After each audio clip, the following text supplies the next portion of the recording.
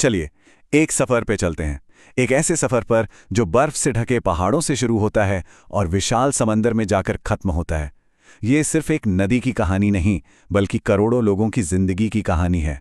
आज हम गंगा की इसी यात्रा को देखने वाले हैं, हिमालय के ग्लेशियर से लेकर बंगाल की खाड़ी तक। आइए इस शानदार कहानी में साथ चलते हैं। सबसे पहले जरा इस नंबर पे गौर कीजिए, 2525 किलोमीटर।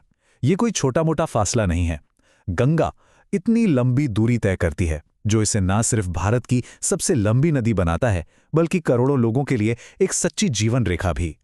तो सवाल ये उठता है कि आखिर बर्फ का एक विशाल टुकड़ा, एक ग्लेशियर, कैसे एक इतनी शक्तिशाली नदी में बदल जाता है, जो भारत की पहचान का हिस्सा है। चलिए इसी रहस्य से पर्दा उठाते हैं। अच्छा, इसकी पूरी भौगोलिक यात्रा शुरू करने से पहले कुछ जरूरी बातें जान लेते हैं। साल 2008 से गंगा आधिकारिक तौर पर हमारी राष्ट्रीय नदी है। यह उत्तराखंड से निकलकर उत्तर प्रदेश, बिहार, झारखंड और फिर पश्चिम बंगाल तक कुल 5 राज्यों से होकर गुजरती है। और हाँ, ये सफ़र अकेले तय नहीं करती। ये हमारे राष्ट्रीय जलीय जीव यानी गंगा नदी की डॉल्फिन का भी घर है। तो हमारी यात्रा शुरू होती है हिमालय की ऊंचाइयों से, गंगा के जन्मस्थान से। लेकिन यहाँ एक ट्विस्ट है। गंगा के नाम से पैदा ही नहीं होती। असल में इसका जन्म होता है 5 पवित्र संगमों की एक पूरी सीरीज से, जिन्हें कहते हैं पंचप्रयाग। तो देखिए, सारी कहानी की शुरुआत होती है 2 मुख्य धाराओं से। एक तरफ है अलकानंदा, जो सतोपंथ ग्लेशियर से आती है, और दूसरी तरफ है भागीरथी, जो निकलती है मशहूर गंगोत्री ग्लेशियर से। अब अलकनंदा को इस कहानी का मुख्य किरदार मान लीजिए। जैसे जैसे ये आगे बढ़ती है, इसमें धौली गंगा, नंदाकिनी और मंदाकिनी जैसी कई नदियां आकर मिलती जाती हैं। इन संगमों को ही प्रयाग कहते हैं। लेकिन असली और सबसे बड़ा संगम होता है देवप्रयाग में। यहां पर अलकनंदा की मुलाकात होती है शक्तिशाली भागीरथी से, और बस इसी महान मिलन के बाद जन्म होता है उस नदी का जिसे हम सब गंगा के नाम से जानते हैं। तो अब पहाड़ पीछे छूट चुके हैं और गंगा उतर आई है उत्तर भारत के विशाल मैदानों में। यहां आकर इसका रूप और भी विशाल हो जाता है, क्योंकि अब इसमें उत्तर की तरफ से, यानी इसके लेफ्ट बैंक से, कई बड़ी बड़ी नदियां आकर मिलने वाली हैं। मैदानों में आते ही सबसे पहले गंगा से मिलती है रामगंगा। फिर आती है गोमती, जिसकी बात ही निराली है। पता है क्यों? क्योंकि ये किसी पहाड़ से नहीं, बल्कि मैदान में ही एक झील से निकलती है। और फिर आगे चलकर छपरा के पास तिब्बत से एक लंबा सफर तय करके आती है विशाल घाघरा नदी, और वो भी गंगा में मिल जाती है। सफर और पूरब की तरफ बढ़ता है, और अब गंगा में आकर मिलती हैं वो नदियां जो नेपाल के हिमालय से आती हैं। पहले गंडक, जिसका जिक्र पुराने ग्रंथों में भी मिलता है। फिर आती है कोसी, जिसके बारे में कहा जाता है कि इसका कोई भरोसा नहीं, ये कभी भी अपना रास्ता बदल सकती है। और फिर इससे पहले कि गंगा बांग्लादेश में जाए, भारत में इससे मिलने वाली आखिरी बड़ी नदी है महानंदा। कोसी नदी को बिहार का शोक क्यों कहते हैं?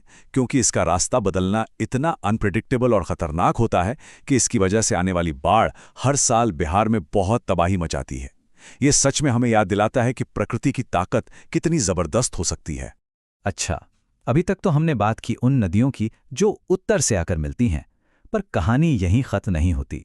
अब जरा नजर घुमाते हैं दक्षिण की ओर, उन नदियों पर जो गंगा के राइट बैंक्स से आकर जुड़ती हैं। और यहां हमारी मुलाकात होती है गंगा की सबसे मशहूर साथी से। जी हाँ, ये है यमुना, गंगा की सबसे लंबी सहायक नदी। ये कमाल की बात है कि यमुना एक बहुत लंबा सफर गंगा के समानांतर यानी पैरेलल तय करती है, और फिर जाकर प्रयागराज के पवित्र संगम पर गंगा से मिल जाती है।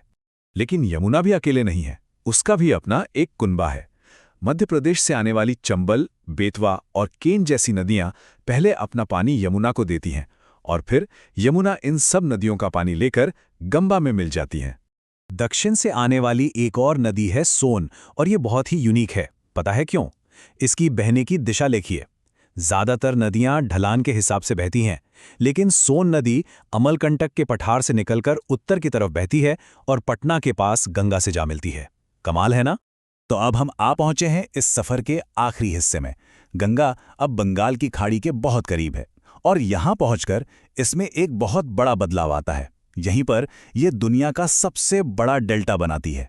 पश्चिम बंगाल पहुंचते ही एक बहुत ही दिलचस्प चीज होती है। अभी तक गंगा दूसरी नदियों से पानी ले रही थी, राइट? पर अब ये अपना पानी बांटना शुरू कर देती है। ये कई छोटी छोटी धाराओं में बढ़ जाती है, जिन्हें डिस्ट्रीब्यूटरीज कहते हैं। इनमें से 2 धाराएं सबसे मेन है। जो इसकी मेन धारा है वो चली जाती है बांग्लादेश में, जहां लोग इसे पद्मा के नाम से जानते हैं। और जो दूसरी धारा है हुगली, वो दक्षिण की तरफ बहती हुई कोलकाता शहर के बीच से गुजरती है और फिर सीधे बंगाल की खाड़ी में मिल जाती है। हुगली में भी एक आखिरी बड़ी नदी आकर मिलती है, दामोदर। कोसी की तरह एक जमाने में इसे भी बंगाल का शोक कहते थे, इसकी खतरनाक बाढ़ की वजह से। लेकिन अब बड़े बड़े डैम्स और प्रोजेक्ट्स की मदद से इसकी ताकत पर काफी हद तक काबू पा लिया गया है। अच्छा, एक सवाल जो अक्सर लोगों के मन में आता है कि गंगा के पानी में ऐसा क्या है कि वो खुद को साफ कर लेता है? क्या ये सिर्फ कोई पुरानी मान्यता है या इसके पीछे कोई साइंस भी है? चलिए पता करते हैं। इसका जवाब साइंस में ही है, और जवाब का नाम है बैक्टीरियोफेज। अब ये क्या चीज है? ये एक खास तरह का वायरस है जिसका काम है बैक्टीरिया को ढूंढना और खत्म कर देना। मतलब ये एक तरह से प्रकृति का अपना वाटर प्यूरिफायर है। और बात यह है कि गंगा के पानी में ये बैक्टीरियोफेज बहुत ज्यादा मात्रा में पाए जाते हैं। ये हानिकारक बैक्टीरिया को बढ़ने ही नहीं देते। यही वो बड़ा वैज्ञानिक कारण है जिसकी वजह से गंगा जल को इतना शुद्ध माना जाता है और कहा जाता है कि इसमें सेल्फ प्योरीफाइंग गुण हैं। तो एक ग्लेशियर से शुरू होकर एक विशाल डेल्टा तक का ये सफर हमें क्या बताता है? ये बताता है कि गंगा सिर्फ पानी का एक बहाव नहीं है, ये भूगोल, संस्कृति और करोड़ों जिंदगियों को जोड़ने वाला एक धागा है। एक ऐसी कहानी जो हजारों सालों से बह रही है और आज भी बहती जा रही है।